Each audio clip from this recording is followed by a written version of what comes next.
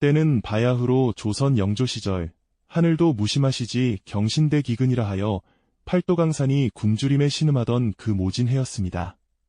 민초들은 초근목피로 연명하고 들쥐조차 먹을 게 없어 눈물을 흘리며 이사를 가던 시절이었죠. 하늘에선 구멍이라도 뚫린 듯 억수같은 장대비가 사흘 밤낮을 작두 타듯 쏟아부었습니다. 그 서슬 퍼런 빗줄기를 뚫고 한양의 명문가 이대감 댁에는 피비린내 나는 칼춤이 벌어졌습니다. 간신들의 모함에 대들보 같은 충신들이 추풍낙엽처럼 쓰러지고 멸문의 화를 당하는 아비규환의 현장이었지요. 그 아수라장 속에서 젊은 여종 필려는 제 목숨보다 귀한 핏덩이 도련님을 포대기에 싸서 담장을 넘었습니다. 아가, 부디 살아만다오. 살아서 이 억울한 이름을 다시 세워다오. 뒤쫓는 말발굽 소리가 지옥의 북소리처럼 들려오자 필려는 벼랑끝 불어난 강물 앞에 멈춰 섰습니다. 그녀는 눈물로 범벅이 된 얼굴로 아기를 대바구니에 담아 물결에 띄워 보냈습니다. 아기 곁에는 가문의 인장과 붉은 비단 서찰이 담겼죠. 이것이 천륜의 이별이자 새로운 인연의 시작이었습니다. 한편 지리산 깊은 자락 끝구석에는 최무영이라는 기묘한 사내가 살고 있었습니다. 이 남자, 이목구비는 장동건 저 가라 할 만큼 훤칠하고 키도 훤칠한데 입고 있는 옷이 가관입니다. 천 조각 수천 개를 기워 만든 소위 누더기 만다라를 걸치고 살았죠. 원래 신선이 되겠다고 도 닦으러 산에 들어온 수행자인데 도는커녕 오지랖만 태평양보다 넓었습니다. 길 가다 다리 부러진 산토끼를 보면 지 정강이 부러진 듯 대성통곡을 하고 개미들이 이사 가는데 비가 오면 나뭇잎으로 우산을 씌워주느라 밤을 새우는 위인이었죠. 그의 스승 백운 도사는 허구한 날 그의 등짝을 후려쳤습니다.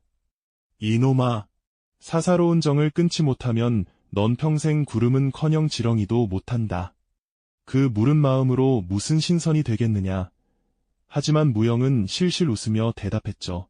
스승님, 개미가 빗물에 젖는데 나 혼자 구름 타서 뭐 하겠습니까? 천하의 도가 별거 있나요? 같이 젖고 같이 말리는 거지요. 그날 밤 계곡가에서 명상을 하던 무영의 귀에 천둥 소리를 뚫고 애처로운 울음소리가 박혔습니다. 응애, 응애. 어이쿠야, 저게 뭐다냐. 산신령님이 나한테 도 닦으라고 동자승을 택배 보냈나. 물가로 달려간 무영이 건져 올린 건 금은보화가 아니라 흙탕물을 뒤집어 쓴 바구니 속의 핏덩이였습니다. 아기가 무영의 거친 손가락을 꽉 쥐는 순간 무영의 심장은 덜컥 내려앉았습니다. 아, 내 인생 이제 끝났구나. 신선은 고사하고 기저귀 빨래꾼이 되겠어. 인생사 새옹지 말하더니 신선 되겠다는 총각이 하룻밤새 미혼부가 된 꼴입니다. 자, 이제부터 진짜 눈물 없이는 볼 수 없고 웃음 없이는 들을 수 없는 총각 아범의 육아 잔혹사가 펼쳐집니다. 무영은 아기에게 강이라는 이름을 지어주었습니다. 강물에서 건졌으니 강물처럼 유유히 살라는 뜻이었죠. 그런데 당장 큰일이 났습니다. 무영은 산에요. 산속엔 젖소도 없었습니다. 아기는 배가 고파 자러지게 우는데 무영의 가슴에선 시커먼 털만 수북하지 젖 한 방울 나올 리 만무했죠. 강아, 미안하다. 이 압이 가슴을 짜봐야 먼지밖에 안 나오는구나. 내 젖꼭지는 그냥 단추 구멍이다. 결국 무영은 강이를 포대기에 싸서 산 아래 마을로 내려갔습니다. 일명 지옥의 젖동량이 시작된 겁니다. 무영은 집집마다 대문을 두드렸습니다. 계십니까? 지나가는 수행자인데 이 아이가 굶어 죽게 생겼습니다. 젖 한 모금만 나눠주십시오. 하지만 돌아오는 건 싸늘한 눈초리와 소금 세례였습니다. 조선시대에 웬 낯선 사내가 남의 집 안악에 젖을 달라고 하니 이건 풍속물란죄로 잡혀가도 할 말이 없는 상황이었지요. 어머 망측해라. 저 미친 놈 좀 보게. 다 큰 사내가 아기를 업고 와서 젖을 달라니 저거 순변태 아니야? 여봐라, 당장 소금 뿌리고 몽둥이 가져와라. 무영은 뺨에 소금이 달라붙고 머리통에 몽둥이 찜질을 당하면서도 강이 많은 품 안에서 놓지 않았습니다. 한 번은 마을에서 제일 사나운 독사과분의 집에 들어갔다가 엉덩이를 개한테 물렸는데도 무영은 아기가 젖을 먹는 동안 아픔도 있고 덩실덩실 춤을 췄습니다. 아이고, 우리 아들 잘 먹네. 아저씨 엉덩이는 개가 먹고 너는 젖을 먹고 참으로 공평하고 아름다운 세상이로구나. 무영은 젖을 주는 아낙네들의 집 마당을 공짜로 쓸어주고 산에서 땔감을 해다 바치며 몸뚱이로 젖값을 갚았습니다. 겨울에는 아기가 추울까 봐 자기 누더기를 다 벗어서 감싸고 자기는 알몸으로 눈길을 걸었지요. 동네 사람들이 저거지 놈, 정력도 좋다. 이 추위에 발가벗고 다니네. 하고 놀려대도 무영은 허허 웃었습니다. 내 몸뚱이는 아궁이 장작이고 내 아들 채호는 꺼지지 않는 불신이 나는 전혀 춥지 않습니다. 부성애라는 게 별거입니까? 자식 입에 밥 들어가는 소리가 세상에서 제일 고운 음악으로 들리는 것, 그게 바로 부모의 마음 아니겠습니까? 강희는 온 마을 아낙네들의 젖을 골고루 먹고 자란 덕분인지 웬만한 집 자식들보다 기골이 장대하고 눈빛이 초롱초롱한 조선의 터미네이터로 자라나기 시작했습니다. 강희가 아장아장 걸음마를 떼고 아부지 소리를 낼 무렵 무영은 장터에 나갔다가 기막힌 광경을 봅니다. 마을의 악독한 거부이자 욕심쟁이인 박구라가 웬 처녀 하나를 꿀려놓고 매질을 하고 있었지요. 이 박구라라는 위인, 이름값 제대로 합니다. 입만 열면 구라여 백성들 등쳐먹는 데는 도사였죠. 이 바보 같은 계집이 내 귀한 청자 화병을 깨트렸으니 당장 관아에 넘겨 노비로 팔아치워야겠다. 그 처녀는 사실 대가문에서 쫓겨나 기억을 잃고 떠돌던 여인이었습니다. 이름은 달래. 그녀는 멍한 눈으로 매를 맞으면서도 신음 한 번 내지 않았습니다. 무영의 오지랖이 다시 발동했습니다. 잠깐, 박구라 씨, 그 손 멈추시오. 그 화병이 대체 얼마요? 얼마긴. 은 자로심량은 줘야 한다. 무영은 품속을 탈탈 털었습니다. 평생 집신 팔고 젖동량 갚으며 모은 돈이 딱 성량이었습니다. 원래는 강이 겨울옷 한 벌 해주려던 눈물겨운 삼짓돈이었죠. 자, 여기 내전 재산 성량 받으시오. 나머지는 내가 당신네 논밭을 평생 갈아줄 테니 이 여인을 내게 파시오. 박구라가 비웃었습니다. 성량. 이 미친 누더기야. 이 여자를 데려가서 어디다 쓰게? 밥이나 축내겠지. 너 같은 거지가 가족을 늘려서 뭐 하려고? 애 보기도 바쁜 놈이. 무영이 단호하게 외쳤습니다. 걱정 마시오. 내 아들 며느리 삼을 거니까. 장터 사람들이 배꼽을 잡고 뒤집어졌습니다. 거지 같은 놈이 핏덩이 아들을 얻고 바보 처녀를 며느리로 산단다. 아, 이건 코미디도 이런 코미디가 없네. 하지만 무영은 아랑곳하지 않고 달래의 손을 잡았습니다. 달래는 그제야 멍하던 눈에서 눈물을 툭 떨구며 무영을 따랐습니다. 무영은 달래를 보며 속삭였습니다. 달래야, 걱정 마라. 우리 집은 가난해도 몽둥이는 없다. 다만 밥이 좀 부족할 뿐이니 그건 내가 더 열심히 구걸하마. 원래 인생은 성냥짜리 도박 아니겠냐. 그렇게 조선팔도 최강의 오합지졸 가문이 탄생했습니다. 집에 온 달래는 처음엔 밥도 태우고 빨래도 못했습니다. 무영은 괜찮다, 달래야. 사람 목숨보다 귀한 솥단지가 어디 있냐. 탄밥은 내가 다 먹으면 된다. 자기가 대신 빨래터에 나갔지요. 무영이 냇가에서 엉덩이를 실룩거리며 빨래 방망이를 두드리는 모습은 동네 아낙들의 최고 안주거리였습니다. 어이, 누더기 총각. 며느리 얻었다더니 왜 시아버지가 빨래를 해? 허허, 우리 며느리 손이 비단 같아서 물 묻으면 녹을까봐 그럽니다. 원래 귀한 손님은 모시는 법이죠. 무영의 너스레의 아낙들은 깔깔댔지만 사실 무영은 달래를 진심으로 아꼈습니다. 그런데 어느 날 밤 무영은 깜짝 놀랄 장면을 봅니다. 달래가 마당 흙바닥에 나뭇가지로 뭔가를 적고 있었는데 그게 글자였습니다. 그것도 아주 유려하고 깊은 뜻이 담긴 문장이었지요. 달래야, 너 글을 아느냐? 달래는 당황하며 발로 글자를 지웠지만 무영은 무릎을 쳤습니다. 아이고, 내 팔자야. 우리 며느리가 바보가 아니라 하늘에서 내려온 선녀였구먼. 강아, 이리 와봐라. 네 엄마. 아니, 네 형수. 아니, 네 색시가 천재란다. 달래는 조금씩 기억을 찾고 있었습니다. 그녀는 사실 조정의 정승이었던 아버지가 누명을 쓰고 돌아가신 뒤 도망치던 중 머리를 다쳤던 것이었습니다. 달래는 밤마다 강희에게 글을 가르치기 시작했습니다. 무영은 옆에서 집신을 삼으며 어허, 공자왈 맹자왈 하는 소리가 가마솥 누룽지 긁는 소리보다 고소하구나 하며 흐뭇해했지요. 달래의 지도로 강희는 학문이라는 날개를 달기 시작했습니다. 한 번은 강희가 아버님, 인이란 무엇입니까? 하고 묻자 무영이 대답했습니다. 그건 아주 쉽다.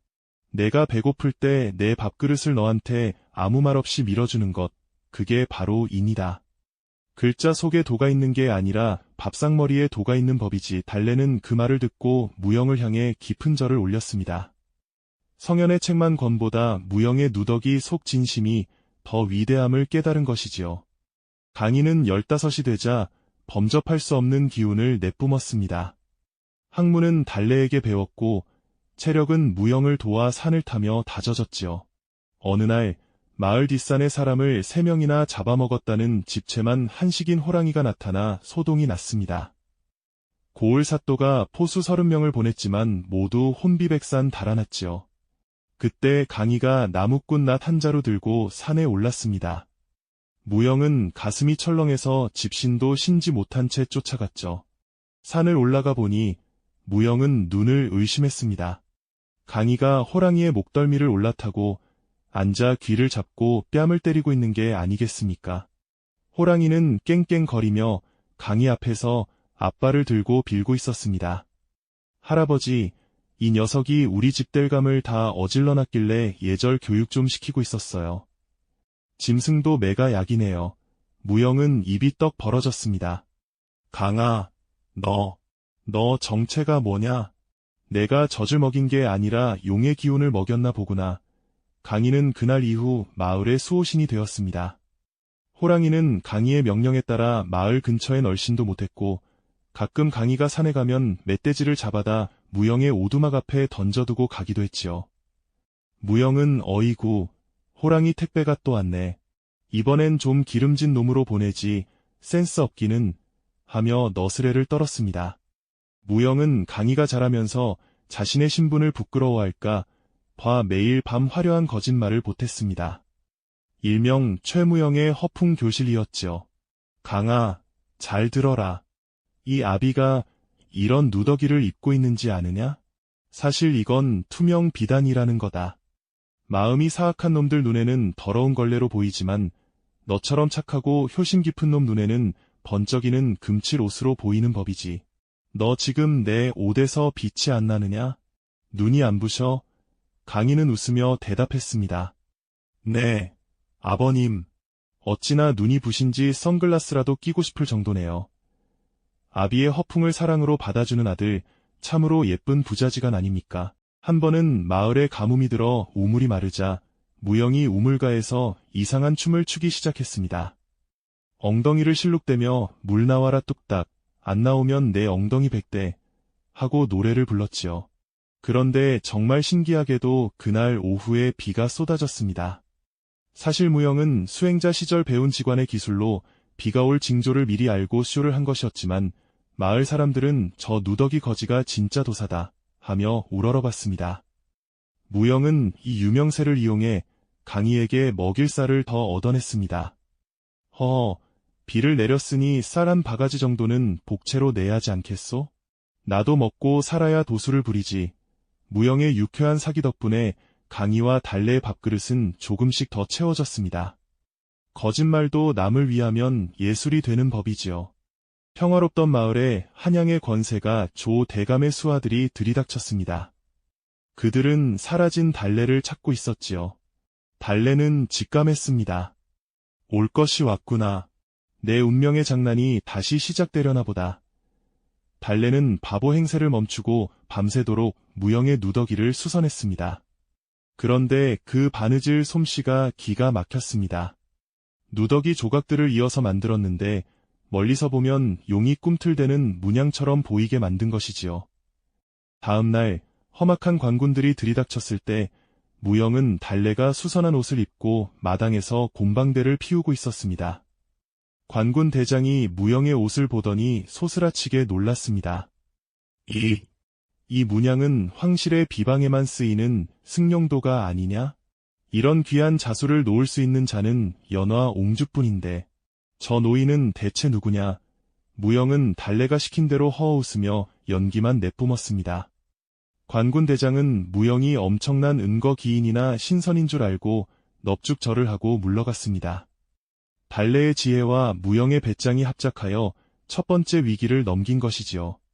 무영은 관군들이 가자마자 가슴을 쓸어내리며 말했습니다. 달래야, 나 진짜 오줌 지릴 뻔했다.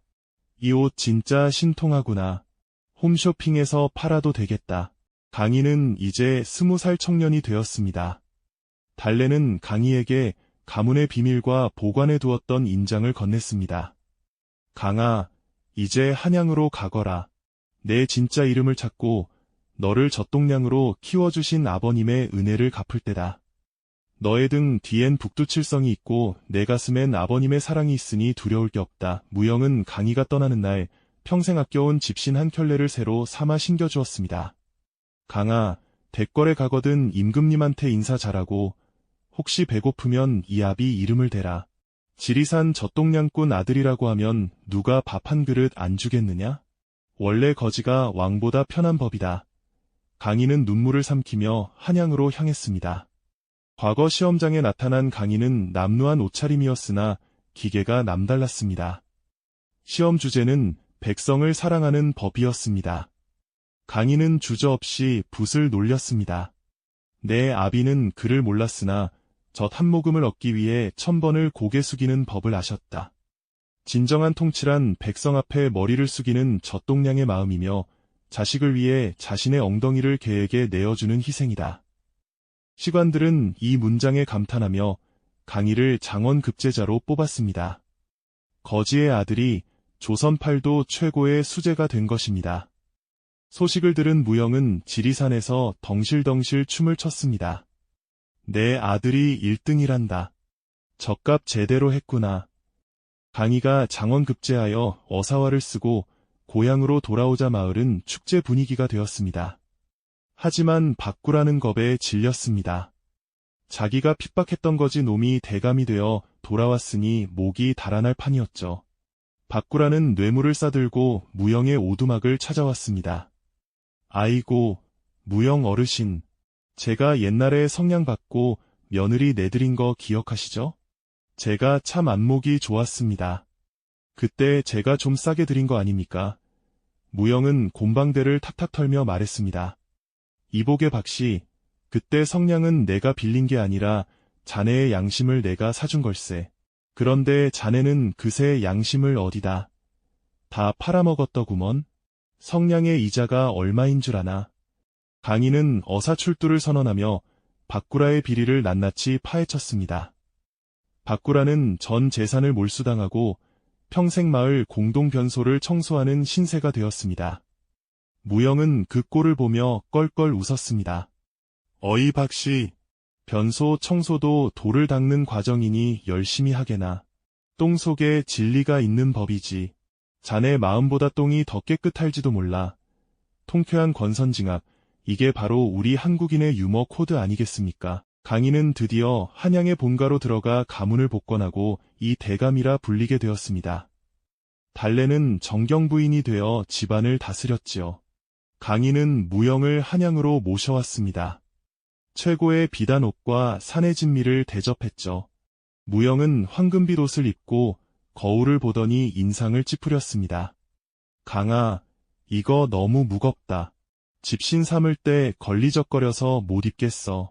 겨드랑이에 땀 차서 죽겠다. 나는 그냥 내 누더기가 에어컨처럼 시원하고 좋다. 무영은 결국 비단옷 위에 예전의 그 낡은 누더기를 덧입고 정승들이 모이는 연회에 참석했습니다. 다른 대감들이 저 미친 늙은이는 누구냐? 거지 왕초냐? 하고 수군대자 강희가 당당하게 일어나서 절을 올렸습니다. 이분은 저를 젖동량으로 키워주신 저의 살아있는 신이십니다. 이 누더기는 제가 먹고 자란 사랑의 증표이니 비단 옷보다 100배는 더 귀한 옷입니다. 정승들은 무영의 기세에 압도되어 절을 올렸습니다. 무영은 그들에게 곰방대를 내밀며 말했습니다. 대감들, 백성들 젖동량 안 시키려면 나란 일 똑바로들 하시오. 겉만 번지르르한 비단옷 입었다고 대감이 아니오. 가슴속에 누더기 하나쯤은 품고 살아야 백성들 아픔을 아는 법이지. 안 그러면 내 몽둥이가 약이 될 테니까. 세월이 흘러 무영은 100살이 넘도록 정정하게 살았습니다. 강희의 손주들이 무영의 수염을 잡아당기며 놀아도 어허, 이놈들. 내 수염은 용의 수염이니 조심히 다뤄라. 한 가닥에만 원이다. 하며 뻥을 쳤지요. 강희는 매년 아버지를 위해 젖동량 잔치를 열었습니다. 마을의 가난한 아이들을 모두 불러 저 대신 맛있는 고기 대접을 한 것이지요. 무영은 그 잔치 한복판에서 덩실덩실 춤을 췄습니다. 사람의 귀함은 신분이 아니라 타인을 위해 얼마나 머리를 숙일 수 있느냐에 달린 것이다.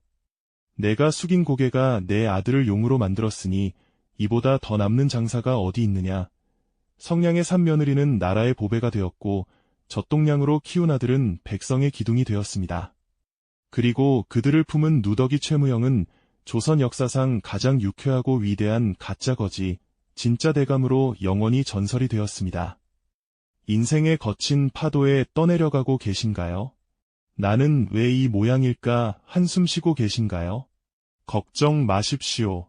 최무영 같은 투박하지만 따뜻한 손길이, 그리고 여러분이 키워낸 성량의 기적이 반드시 당신을 기다리고 있을 테니까요. 천하를 품은 누더기 가문 이야기, 여기서 마칩니다. 여러분의 삶에도 성량의 기적과 젖동량의 따뜻함이 가득하시길 기원합니다. 건강하고 행복하십시오.